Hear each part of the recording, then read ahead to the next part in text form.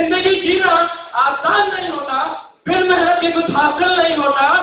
जब तक ना पड़े हथौड़े की चोट, तब तक पत्थर भी भगवान नहीं होता।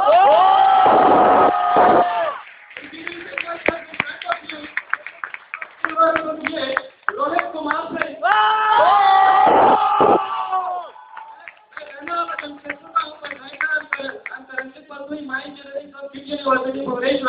अभी मैं फाइनल ईयर में हूँ, मैकेनिकल इंजीनियरिंग मेरा ब्रांच है।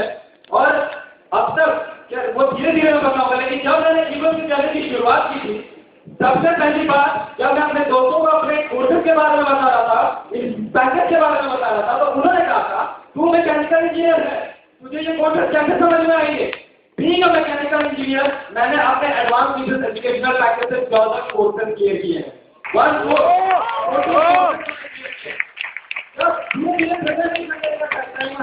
तब मुझसे वो कहा गया कि तुम्हें कौन सुनेगा?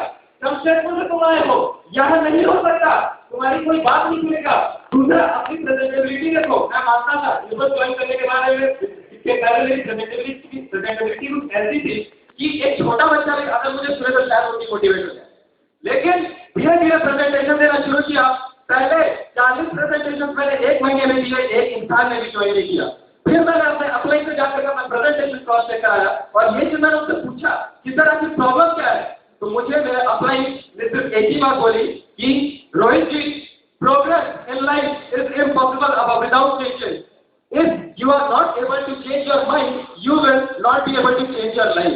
उस दिन के बाद से मैंने अपने चेंजेस पर काम करना शुरू किया। आई वॉज अ पर्सन जिसको ज्वाइन करने से पहले थोड़ा भी कॉन्फिडेंस नहीं था। कहीं 2 लोगों के सामने बात करने का भी वो एक सेल्फ बिलीव नहीं था कि अच्छे से अपने आप को प्रेजेंट कर पाएंगे। धीरे धीरे प्रेजेंटेशन देना शुरू किया, जा करके एक जन को प्रेजेंटेशन देता था और वही लोग बोलते थे 2 लोग नहीं मिलेंगे, 2 लोग नहीं मिलेंगे। आज 130 की प्रोस्पेक्ट मीट कर रहा हूँ।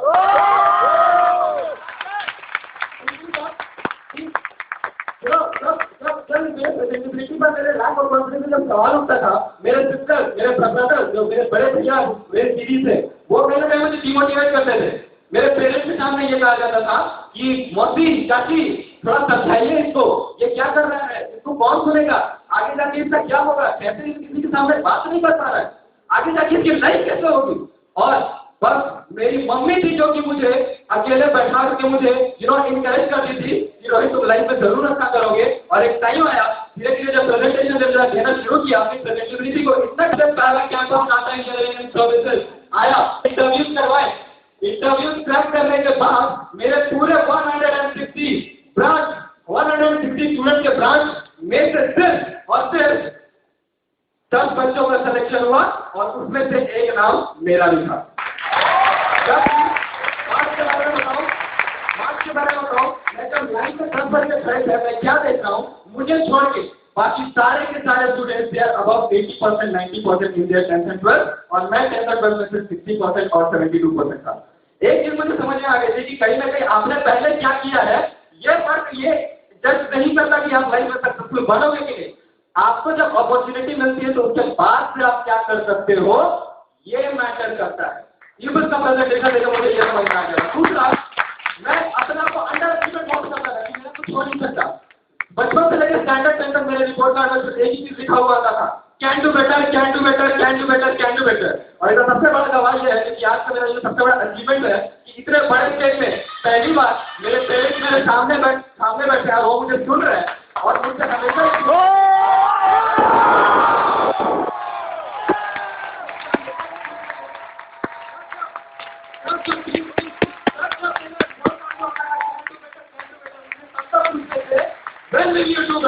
और जिस दिन इंटरव्यू क्रैक किया उस दिन दिल से आवाज निकला, या शायद वो इवेंट का अपॉर्चुनिटी था, शायद वो मन में था कि हाँ अपने आप को चेंज करना है, और आज लोग मन से वो आवाज निकलती है अपने के लिए, आई डिड बेटर।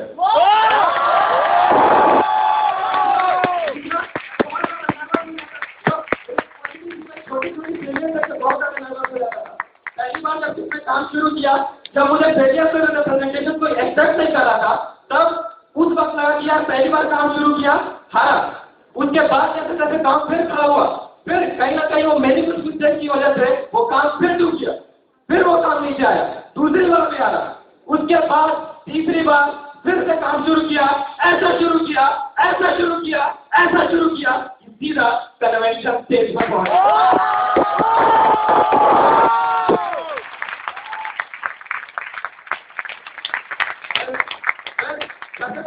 दो चीज कितने दिनों कन्वेंशन में पहली बार इतनी बड़ी कन्वेंशन आपने इतने जबरदस्त चावले के साथ मैं अटेंड कर रहा हूँ। जमशेदपुर में जब मैंने काम शुरू किया था तो लोग ये कहते थे कि शायद कोई ज्वाइन नहीं करेगा तुम्हें, लेकिन कुछ ऐसे बच्चे थे जिन्होंने मुझ पर भरोसा किया और वो वहां पीछे खड़े।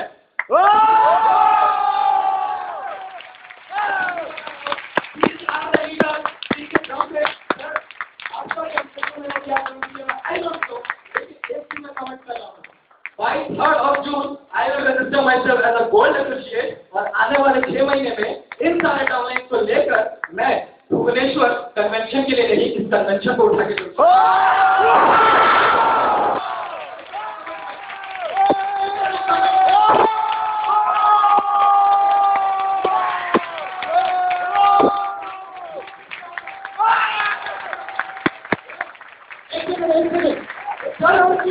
और रखना चाहता हूँ लोगों के सामने मैं चाहता हूँ जो सपोर्ट की वजह से 2 लाख माई पेरेंट्स वो मुझे इतना ज्यादा सपोर्ट करता है, इतना ज्यादा सपोर्ट करता है।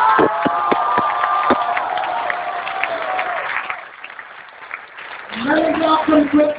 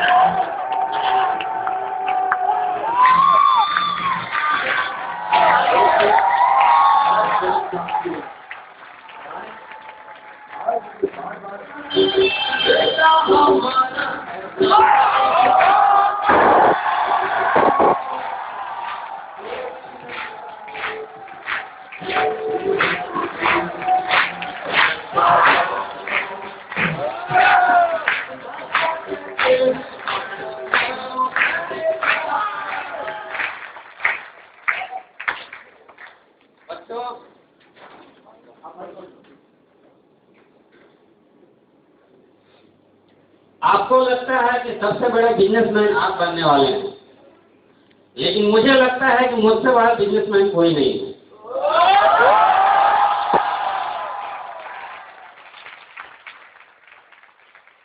सिर्फ 2 बच्चों को इन्वेस्ट करके 1500 बच्चों को मैंने हासिल किया।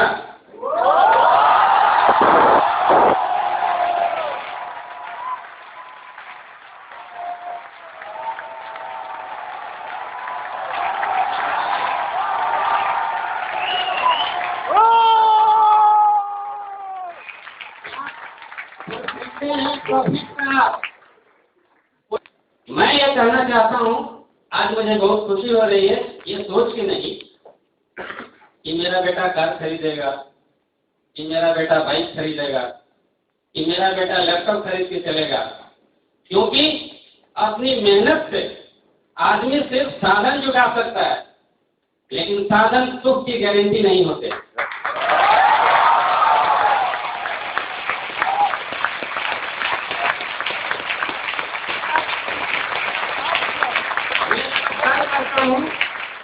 मल्हान जी को, इन्होंने बिजनेस के साथ साथ आपको कुछ नैतिक मूल्यों की भी इसको पालन करना चाहिए।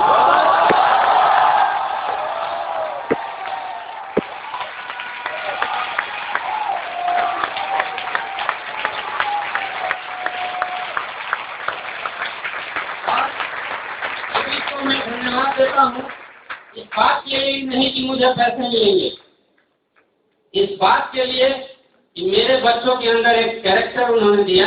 समय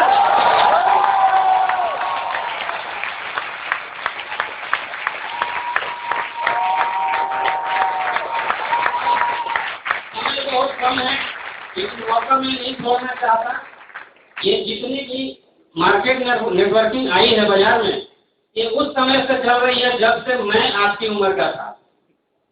शायद ही कोई नेटवर्क कंपनी है प्रोडक्ट बेचने वाली, जो उस समय मेरी नज़र में नहीं आई थी या इस तरह का ऑफर हमें नहीं मिला था, हो सकता है हमने उस समय मौका खो दिया तो बहुत कुछ हम हासिल नहीं हो सका। लेकिन एक बात मैं आप लोगों को बस एक सलाह देना चाहता हूँ, अपना अनुभव बताना चाहता हूँ कि मैं गंगोत्री गया था और वहाँ मैंने गंगा नदी को एक पतली धारा के रूप में निकलते देखा। हो सकता है कि जब आप ज्वाइन करते हो तो आपका कार्य क्षेत्र सिर्फ एक पतली धारा जैसा लगता हो। उसी समय मेरे मन में आया कि क्यों नहीं गंगा नदी को पूरी तरह से देखा जाए।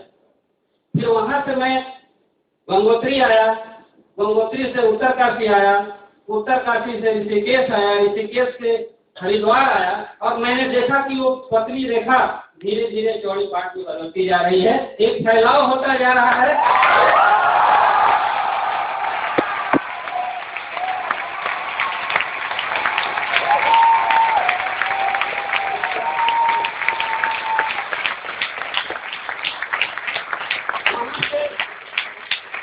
बढ़ते बढ़ते पटना पार करके आगे बढ़ते बढ़ते नदी का पाट इतना चौड़ा हो गया कि वो पतली रेखा एक महानदी का रूप ले लिया और आगे चल के उसने समंदर में अपने आप को समर्पित कर दिया और आगे 2 बच्चों को लेकर मैं चला था।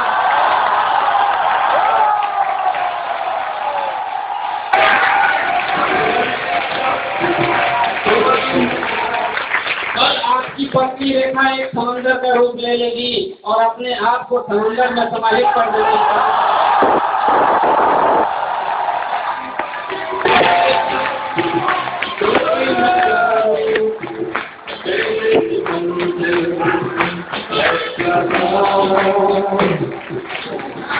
माता का आशीर्वाद है।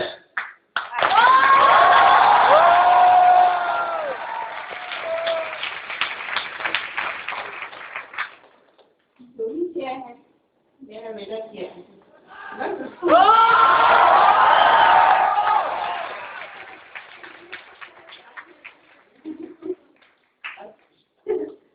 बस घरों के साथ मैं यहाँ से जा रहा हूँ। कल 5 बजे मैंने तय किया आने का। आज लौट भी जाऊंगा, लेकिन आने की खुशी जीवन भर समाहित रहेगी।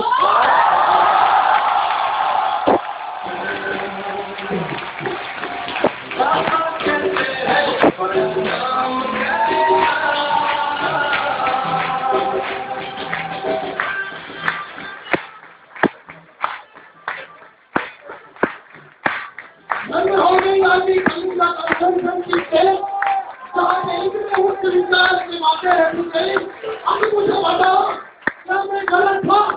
क्या मैं गलत था इस बात का कि सीधा चौड़ा होता है, कोई बाधा होता था, फिर लोगों के बच्चे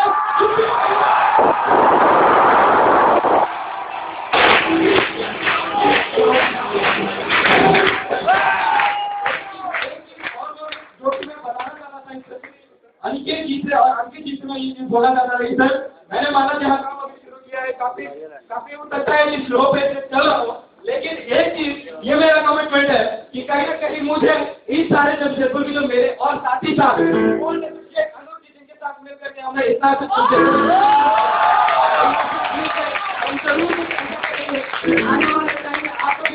अगली बार अगर भुवनेश्वर के बाद नेशन का होता है तो जमशेदपुर